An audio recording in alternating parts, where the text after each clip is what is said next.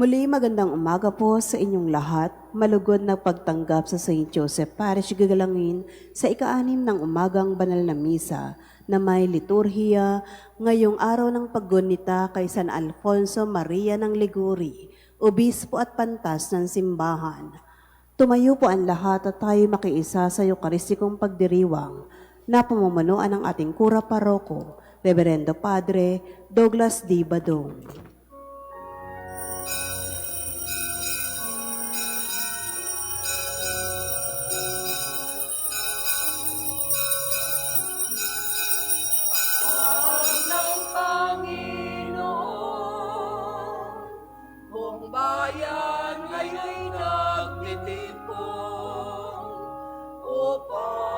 Pagsaluhan ng kaligtasan, handog ng Diyos sa tanan.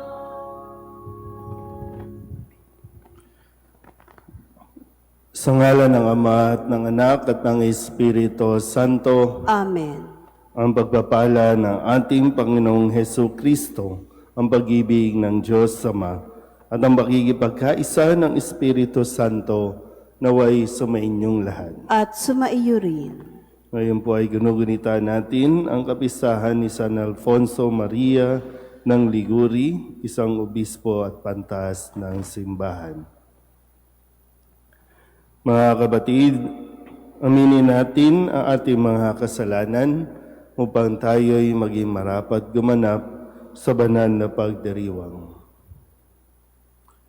Inaamin ko sa mga pangyarihang Diyos at sa inyo mga kapatid na lubha ako nagkasala sa isip, sa salita at sa gawa at sa aking pagkukulang. Kaya isinasamo ko sa mahal na Birheng Maria, sa lahat ng mga anghel at mga banal, at sa inyo mga kapatid na ako'y panalangin sa Panginoong ating Diyos. Kawaan tayo ng makapangyarihang Diyos, patawarin tayo sa ating mga kasalanan at patnubayan tayo sa buhay na walang hanggan. Amen. Panginoon, kaawaan mo kami. Panginoon, kaawaan mo kami. Kristo, kaawaan mo kami. Kristo, kaawaan mo kami. Panginoon, kaawaan mo kami. Panginoon, kaawaan mo kami. Manalangin tayo. Ama naming makapangyarihan, lagi mong dinudulutan ng mga bagong uliran sa kagitingan ang iyong sambayanan. Ipagkaloob mong sa diwa ng obispong si Alfonso Maria na nagmalasakit sa kapwa, aming matapat na masunod ang kanyang mga yapak upang makamtan namin sa langit ang tinamuniyang gantimpala. Sa pamamagitan ni Jesucristo, kasama ng Espiritu Santo, magpasawalang hanggan. Amen.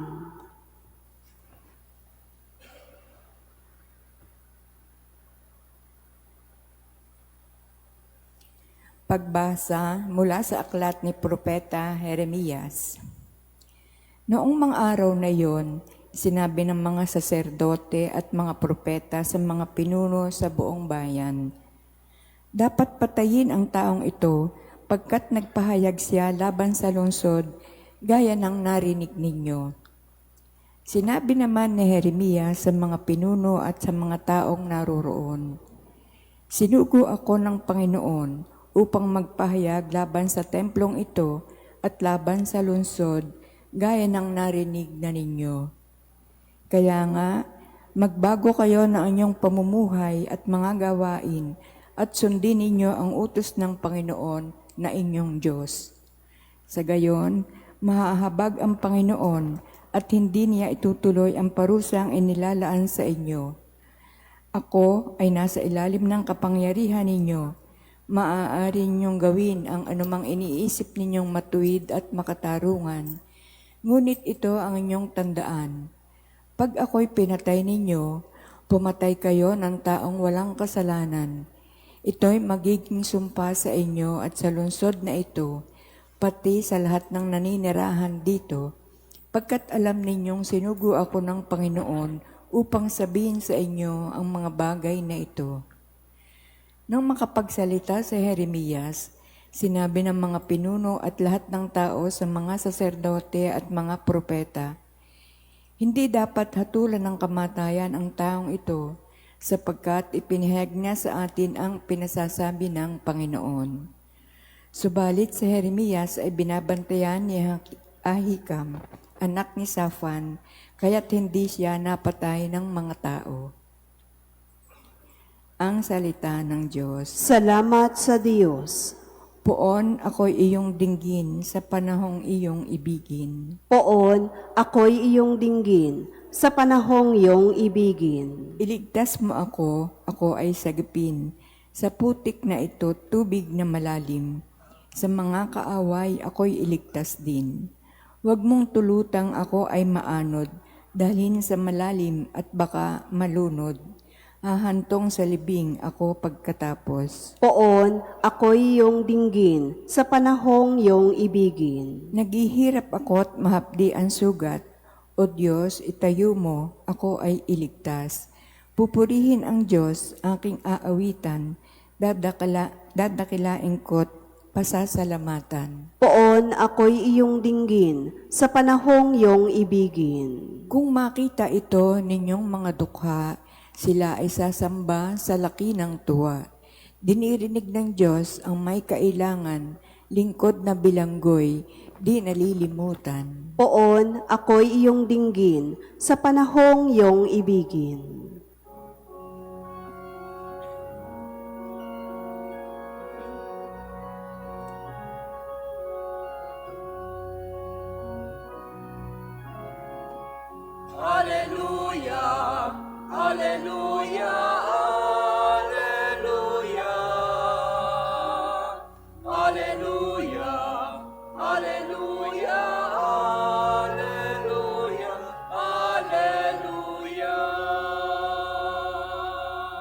Mapalad ang inuusig sa gawang puspos ng bait, pagkat may kakamting langit. Alleluia, Alleluia, Alleluia, Alleluia, Alleluia, Alleluia, Alleluia.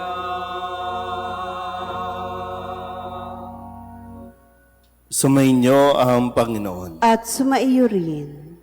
Ang mabuting balita ng Panginoon ayon kay San Mateo. Papuri sa iyo, Panginoon. Noong panahong iyon, nang makarating kay Herodes na tetrarka ang balita tungkol kay Jesus, sinabi niya sa kanyang mga lingkod, siya'y si Juan Bautista na muling nabuhay, kaya siya nakagagawa ng mga himala. Si Herodes ang nagpahuli, nagpag-aapos, at nagpabilanggo kay Juan. Ang dahilan ay si Herodias na asawa ng kapatid niyang si Felipe. Laging sinasabi ni Juan kay Herodes, hindi matuwid na magsama kayo ng asawa ng inyong kapatid. Ibig ni Herodes ay ipapatay si Juan, ngunit natatakot siya sa mga Hudyo sapagkat kinikilala nilang propeta si Juan Bautista. Nang dumating ang kaarawan ni Herodes, sumayaw sa harapan ng mga panauhin ang anak ni Herodias. Labis na nasiyahan si Herodes, kaya't isinumpa niyang ibibigay sa dalaga ang anumang hingin nito. Sa udyok ng kanyang ina ay sinabi ng dalaga, ibigay po ninyo sa akin ngayon din sa isang pinggan ang ulo ni Juan Bautista.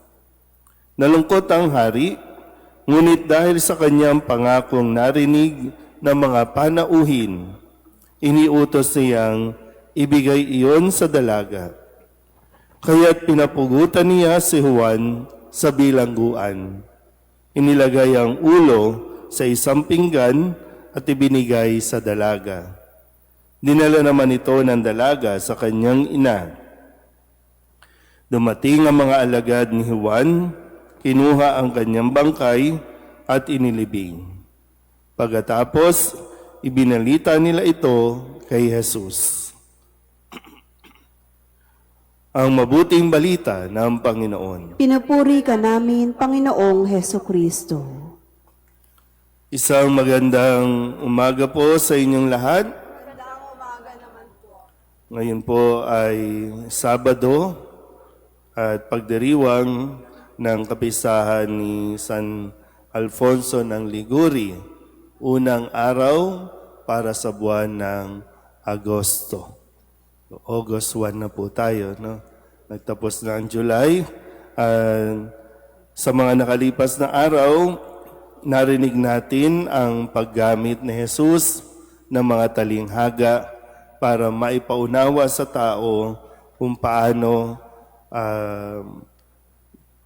tayo makakapasok sa langit at kung paano natin uunawain ang paghahari ng Diyos. Kaya sa tulong ni San Alfonso, isang obispo at pantasang simbahan, nawa ay mabuksan din ang ating mga isipan sa mga salita na ibinigay sa atin ng ating Panginoong Jesucristo bilang ating gabay.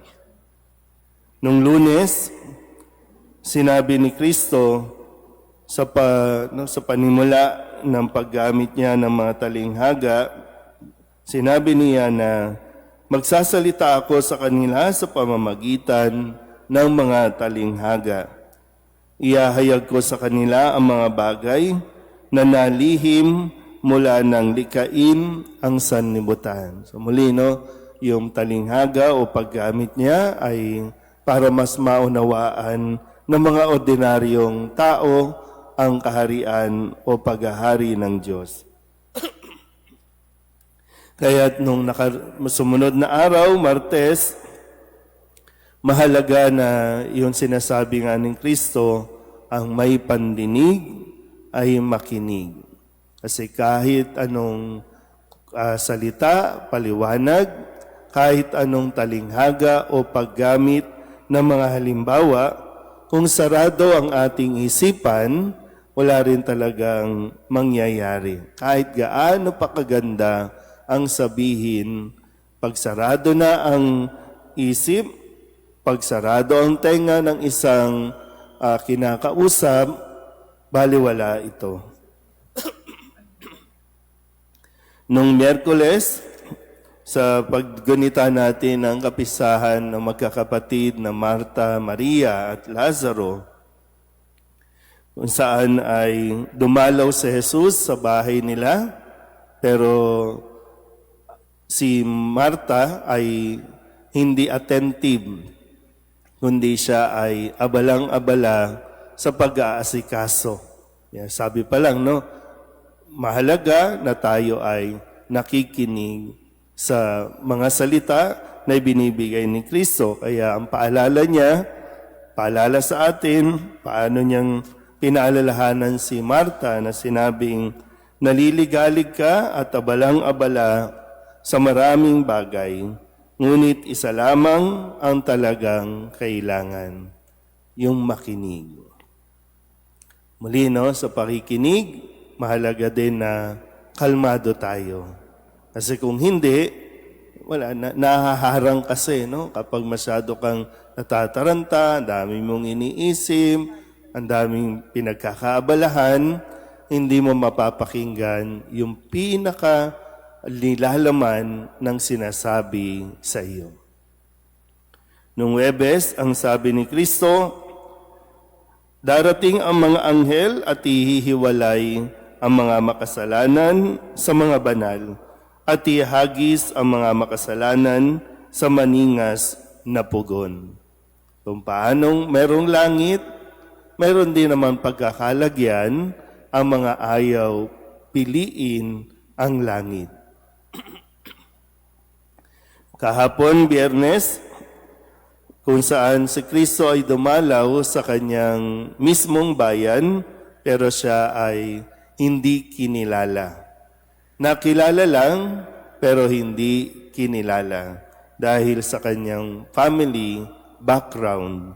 Kaya sinabi ni Kristo, o sinabi ng pahayag sa Ebanghelyo, at dahil sa di nila pagsampalataya, hindi siya gumawa roon ng maraming kababalaghan.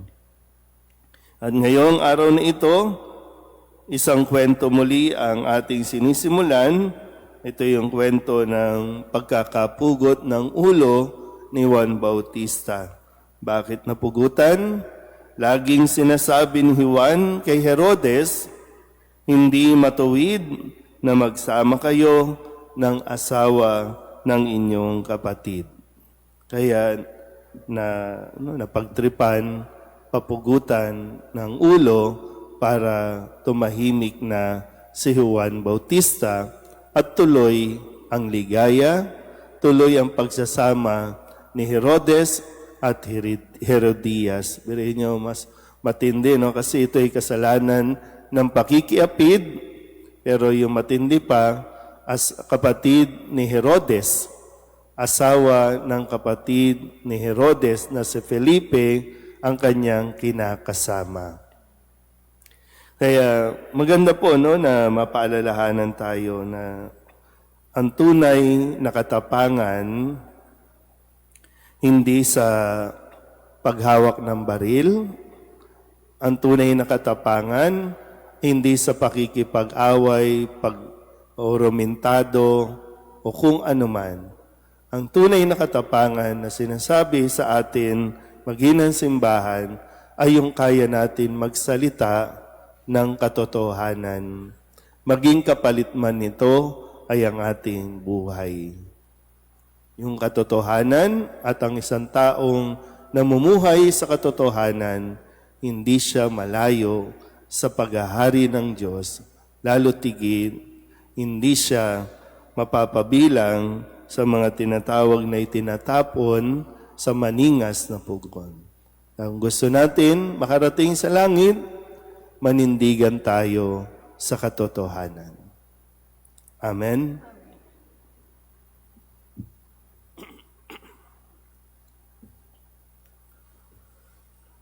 Natitipon tayo kay Kristo na nagwagi laban sa lahat ng kasamaan. Lakas loob tayong lumapit sa Ama kasabay ng ating mga pananalangin. Ang ating itutugon, makapangyarihang Ama, gawin mo kaming mapagwagi sa iyong pamamaraan. Makapangyarihang Ama, gawin mo kaming mapagwagi sa iyong pamamaraan. Ang simbahan, naway mapanibago at magbigay saksi sa mga tamang pinahahalagahan sa buhay upang makatulong na maitindig ang mundong nasa glak sa pagkakasala. Manalangin tayo sa Panginoon. Makapangyarihang Ama, gawin mo kaming mapagwagi sa iyong pamamaraan. Ang mga nagdirigmang mga bansa naway matutong mamuhay sa pagkakasundo at pagtutulungan para sa pagpapanumbalik ng kapayapaan sa daigdig. Manalangin tayo sa Panginoon. Makapangyarihang Ama, gawin mo kaming mapagwagi sa iyong pamamaraan. At tinawang itaguyod ng buong puso ang katotohanan at labanan ang patago at pailalim na impluensya ng kasamaan. Manalangin tayo sa Panginoon. Makapangyarihang Ama, gawin mo kaming mapagwagi sa iyong pamamaraan. Ang mga may sakit, naway tumanggap ng kasiyahan ng pag-ibig ng Diyos mula sa mga taong kumakalinga sa kanila. Manalangin tayo sa Panginoon. Makapangyarihang Ama, gawin mo kaming mapagwagi sa iyong pamamaraan. Upang mamayani ang kapayapaan sa gitnang silangan at sa buong mundo, at ipag-adyanawaan sa katauhan sa karasan, kasakiman at pang-aabuso ng kapangyarihan na nagdudulot ng paghihirap at kamatayan sa marami. Manalangin tayo sa Panginoon. Makapangyarihang Ama, gawin mo kaming mapagwagi sa iyong pamamaraan. Upang ang lahat ng mga nagdurusa dahil sa kalupitan ng digmaan ay daglian ng makaranas ng kapayapaan at mabuhay ng may kapanatagan at kalayaan. Manalangin tayo sa Panginoon. Makapangyarihang Ama, gawin mo kaming mapagwagi sa iyong pamamaraan. Ang mga tapat na yumao, naway makarating sa mga pangakong walang hanggang tahanan. Manalangin tayo sa Panginoon. Makapangyarihang Ama, gawin mo kaming mapagwagi sa iyong pamamaraan. Dalugin natin sa Panginoon ang ating mga personal na kahilingan at mga panalangin para sa ating mga pamilya. Kasama din ang mga kahilingan ng mga nanonood sa online. Lahat ng mga misang pasasalamat, espesyal na intensyon, agarang paggaling ng mga may sakit at ang lahat ng mga kaluluwa na iniling na ipagdasal sa misang ito.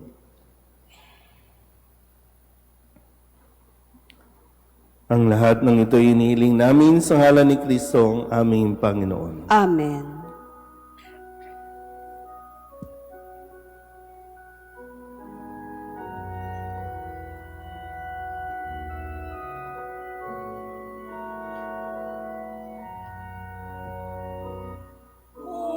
Kunin at tanggapin ang alay na ito,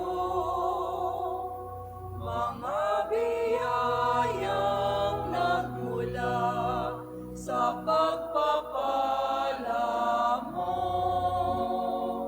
Tanda ng bawat pusong pagkarinibig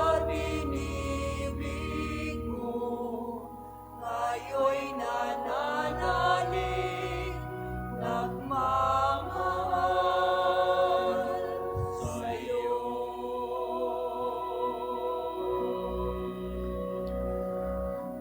Manalangin kayo mga kapatid upang paghahain natin ay galugda ng Diyos amang makapangyarihan. Tanggapin nawa ng Panginoon itong paghahain sa iyong mga kamay, sa kapurihan niya at karangalan sa ating kapakinabangan at sa buong sambayanan niyang banal. Ama naming lumikha, pagalabin mo ang kalooban namin sa ningas ng iyong Espiritu na ipinagkaloob mo kay San Alfonso Maria para maipagdiwang ang paghahain ito sa pamamagitan nito. Ikaw ay mahandugan ng sariling pamumuhay bilang banal na alay sa pamamagitan ni Jesucristo kasama ng Espiritu Santo magpasawalang hanggan. Amen. Sumainyo ang Panginoon. At sumaiyo rin. Itaas sa Diyos ang inyong puso at diwa. Itinaas na namin sa Panginoon. Pasalamatan natin ang Panginoong ating Diyos. Marapat na siya ay pasalamatan. Ama naming makapangyarihan, tunay ngang marapat na ikaw ay aming pasalamatan sa pamamagitan ni Jesucristo na aming Panginoon. Ngayon si San Jose, San Alfonso ay pinararangalan sa pamumuhay niyang totoong uliran at pagiging maaasahan sa panunungkulan, kaya't si Jesucristo na maaasahan sa katapatan ay inihahayag sa pangangasiwa sa sambayanan. Ang malasakit ng mga ulirang tagapangasiwa noon ay nagpapatuloy magpahanggang ngayon sa mga panalangin kanilang iniuukol kaysa ng sambayanan mong dito'y nagtitipon. Kaya kaysa ng mga anghel na nagsisiawin ng papuri sa iyo na walang humpay sa kalangitan, kami nagbubunyi sa iyong kadakilaan.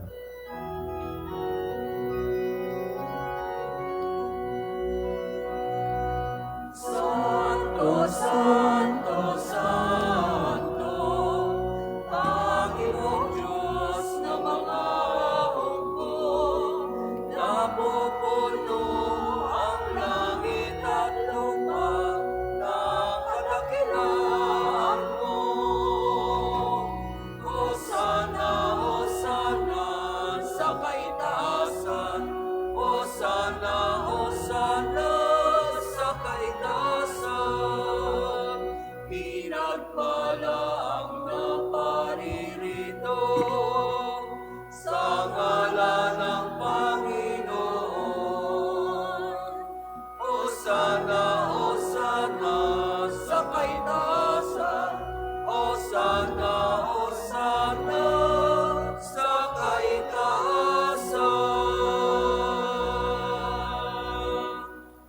Ama naming banal, ikaw ang bukal ng tanang kabanalan. Kaya't sa pamamagitan ng iyong Espiritu, gawin mong banal ang kaloob na ito upang para sa aming maging katawan at dugo ng aming Panginoong Heso Kristo. Bago niya pinagtiis ang pusang loob na maging handog, Hinawakan niya ang tinapay, pinasalamatan kaniya. Pinaghati-hati niya iyon, iniabot sa kanyang mga alagad at sinabi,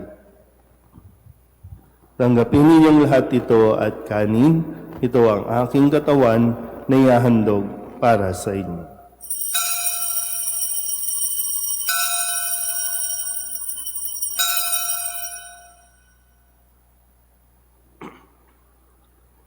Ngayon din naman nang matapos ang hapunan, hinawakan niya ang kalis, muli kaniyang pinasalamatan.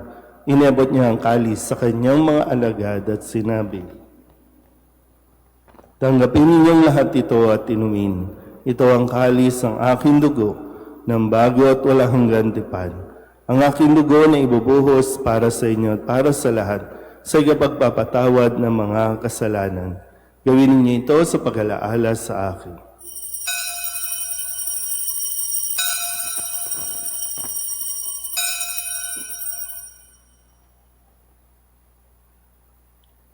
Ipagbunyi natin ang misteryo ng pananampalataya. Si Kristo'y namatay, si Kristo'y nabuhay, si Kristo'y babalik sa wakas ng panahon. Ang mga ginagawa namin ngayon ang pag-alaala sa pagkamatay at muling pagkabuhay ng iyong anak. Kaya tiniaalay namin sa iyo ang tinapay na nagbibigay buhay at ang kalis na nagkakaloob ng kaligtasan. Kami napapasalamat dahil kami iyong minarapat na tumayo sa harap mo para maglingkod sa iyo. Isinasamo namin kami magsasalo-salo sa katawan at dugo ni Kristo ay mabuklod sa pagkakaisa sa pamamagitan ng Espiritu Santo. Amalingapin mo ang iyong simbahang laganap sa buong daigdig. Puspusin mo kami sa pag-ibig, kaysa ni Leon na aming Papa at ni Jose na aming Obispo at ng Tanang Kaparian. Alalahanin mo si Fredelino na tinawag mo mula sa daigdig na ito. Nung siya'y binyagan, siya'y nakaisa ni Kristo sa pagkamatay. Ngayong siya'y pumanaw, naway makaisa sa ni Kristo sa pagkabuhay. Alalahanin mo rin ang mga kapatid naming nahimlay na may pag-asang sila'y muling mabubuhay, gayon din ang lahat ng mga pumanaw.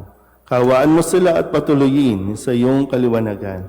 Kawaan mo at pagindapating kaming lahat na makasalo sa iyong buhay na walang wakas. Kaysa naman na Birhen Maria na ina ng Diyos, ng kabiyak ng puso niyang sa San Jose. Kaysa ng mga apostol at ng lahat ng mga banal na namuhay dito sa daigdig na kalugod-lugod sa iyo. May pagdiwang nawa namin ang papupuri sa ikararangal mo sa pamamagitan ng iyong anak na aming Panginoong Heso Kristo. Sa pamamagitan ng Kristo, kasama niya sa Kanya, ang lahat ng parangal at papuri ay sa iyo, Diyos amang makapangyarihan, at sama ng Espiritu Santo, magpasawalang hanggan.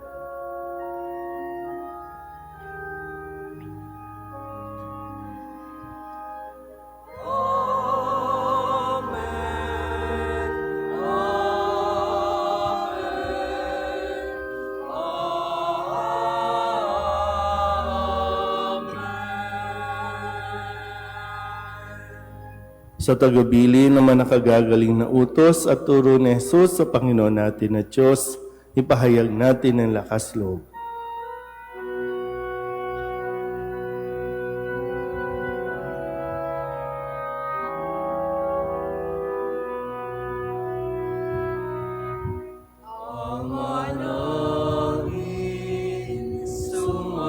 Sumasalangit ka, sambahin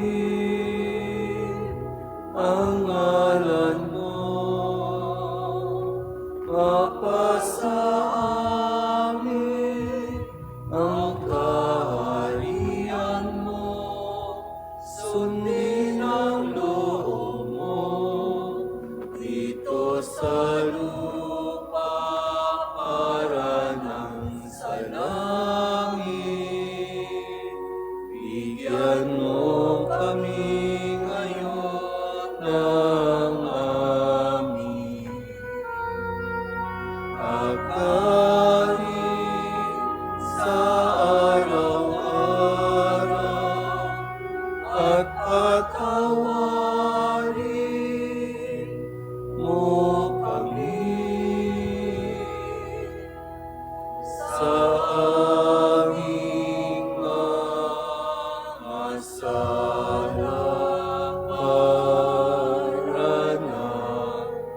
pagpapatawad namin sa nagkakasala sa amin, at huwag mo kaming ipahintulot sa tukso at yagyang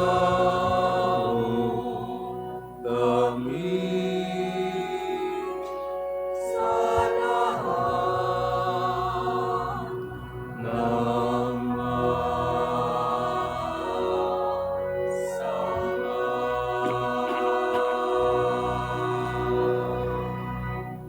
Hinihiling namin kami iadya sa lahat ng masama, pagkalooban ng kapayapaan araw-araw, ligtas sa kasalanan, at tilayo sa lahat ng kapahamakan. Samantalang aming pinananabikan ang dakilang araw ng pagpapahayag ng tagapagligtas naming sa Heso Kristo. Sapagkat iyo ang kaharian at ang kapangyarihan at ang kapurihan magpakailanman. Amen. Panginoong Heso Kristo, sinabi mo sa iyong mga apostol, kapayapaan ang iniiwan ko sa inyo, ang aking kapayapaan ang binibigay ko sa inyo. Tunghayan mo ang aming pananampalataya at huwag ang aming mga pagkakasala. Pagkalooban mo kami na kapayapaan at pagkakaisa ayon sa iyong kalooban, kasama ng Espiritu Santo, magpasawalang hanggan. Amen. Ang kapayapaan ng Panginoon ay laging sumainyo. At sumaiyo rin. Mabigayan tayo ng kapayapaan sa isa't isa. Kordero ng Diyos na nag-aalis ng mga kasalanan ng sanlibutan, maawa ka sa amin. Kordero ng Diyos na nag-aalis ng mga kasalanan ng sanlibutan, maawa ka sa amin. Kordero ng Diyos na nag-aalis ng mga kasalanan ng sanlibutan, ipagkaloob mo sa amin ang kapayapaan.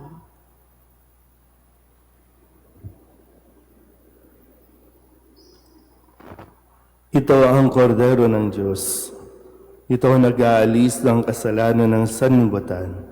Mapalad ang mga inaanyayahan sa kanyang piging. Panginoon, hindi ako karapat dapat na magpatuloy sa iyo, ngunit sa isang salita mo lamang ay gagaling na ako.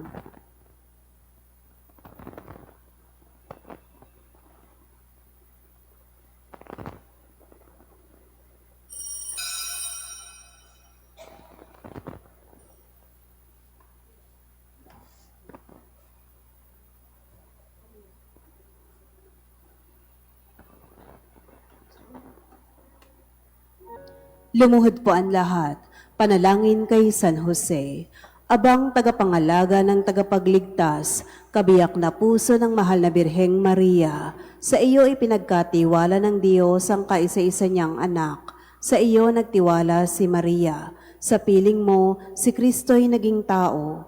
Maging ama ka rin sa amin, pinagpalang Jose, at gabayan mo kami sa landas ng buhay.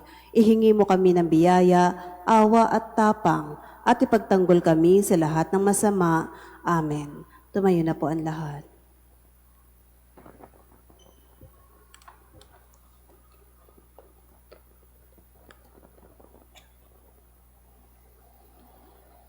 Manalangin tayo. Ama naming mapagmahal, binigyan mo ng pagkakataon si San Alfonso Maria para matapat na gumanap at maglahad ng paghahain ng pakikinabang. Lagi nawa naming tanggapin ito at sa pagtanggap namin ay tumanaw kami ng utang na loob sa iyo sa pamamagitan ni Yesu Kristo kasama ng Espiritu Santo magpasawalang hanggan. Amen. Sumainyo ang Panginoon At sumaiyo rin. at pagpalain kayo ng makapangyarihang Diyos, Ama at Anak, at Espiritu Santo. Amen. Tapos ang banal na misa, humayo tayo sa kapayapaan ni Kristo. Salamat sa Diyos. Magandang umaga po.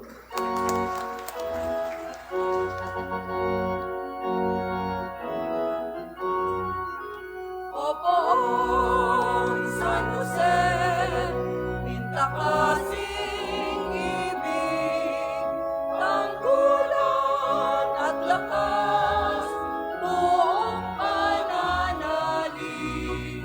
Kami po'y pagkatya sa mga